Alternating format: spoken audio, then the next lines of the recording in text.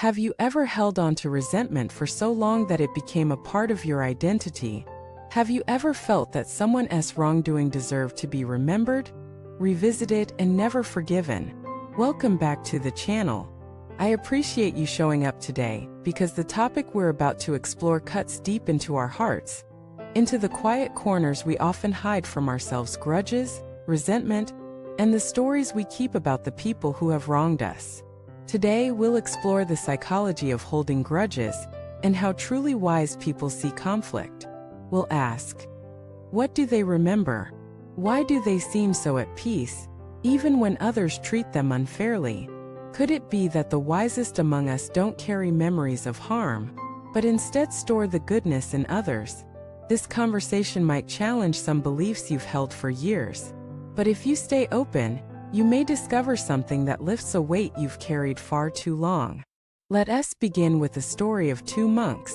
Two monks, one elderly and one young, were walking through the countryside on their journey back to their monastery. At one point, they came across a river swollen from heavy rains. Standing at the riverbank was a woman in fine clothes, clearly distressed, unable to cross. Without hesitation, the elder monk offered to carry her across. She accepted. He picked her up, carried her through the muddy current, and gently set her down on the other side. She nodded with indifference, barely thanking him, and walked away.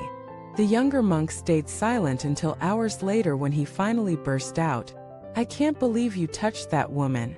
We're monks. We've taken vows. How could you carry her?" The elder monk looked at him kindly and said, "I put her down hours ago. Why are you still carrying her?" That story never gets old, because most of us carry people in our minds long after they've left our lives. We carry what they said, what they didn't say, what they did, what they failed to do. And this carrying becomes suffering. What we call memory often becomes self-imposed punishment. We replay insults. We relive betrayals. We imagine arguments, crafting better comebacks we never used. But truly wise people don't waste their life force in this way. They've learned the art of remembering selectively, not through denial, but through discernment. They remember what will help them grow. They forget what only keeps them chained. This doesn't mean they pretend nothing happened. It means they choose not to let what happened define them or the other person. Why? Because they understand that holding on to bitterness is like drinking poison and expecting someone else to suffer. When you store anger, you're the one who burns. When you keep score, you're the one who loses peace. The wise don't ignore the pain, they process it. They alchemize it. And then they release it. And in that release, they rediscover their freedom. There's a Zen proverb that says, "Let go or be dragged." That's the truth in 5 words. Let us be clear, letting go doesn't mean condoning abuse or pretending harm never occurred. It means you choose not to let the wound become your identity. It means you reclaim your power from the past. It means you prioritize peace over punishment. Now let us explore what it really means to only remember the good. This phrase is not about romanticizing people. It's about choosing to relate to the highest version of someone rather than the lowest moment you experienced with them. Everyone is more than their worst mistake. You are. So are they. The truly wise see beyond the incident. They see potential. They see context. They see a soul in process just like themselves. They store memories like gardeners. They keep seeds, not thorns. They remember kindnesses no matter how small. They honor effort, not just success. They magnify goodness, not flaws. Why? Because what you focus on grows. If you look for the good in people, you'll find it.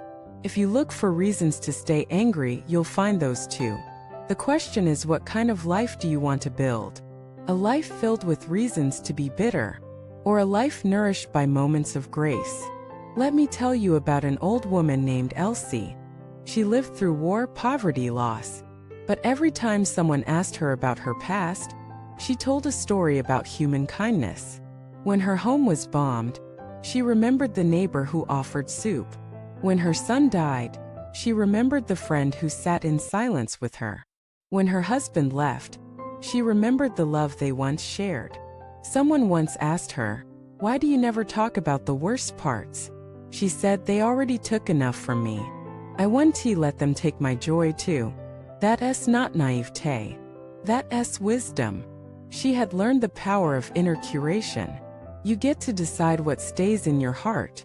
Make it a sacred place, not a storage unit for resentment. Let us now address the internal voice that says, "But they don't deserve to be forgiven." You're right. Forgiveness is not about what they deserve. It's about what you deserve. You deserve peace. You deserve to stop waking up angry. You deserve to stop rehearsing pain. You deserve to live unburdened. Forgiveness isn't a reward for them. It's medicine for you. And it's a medicine the wise take daily. Not because it's easy, but because it's healing. Hear us another story.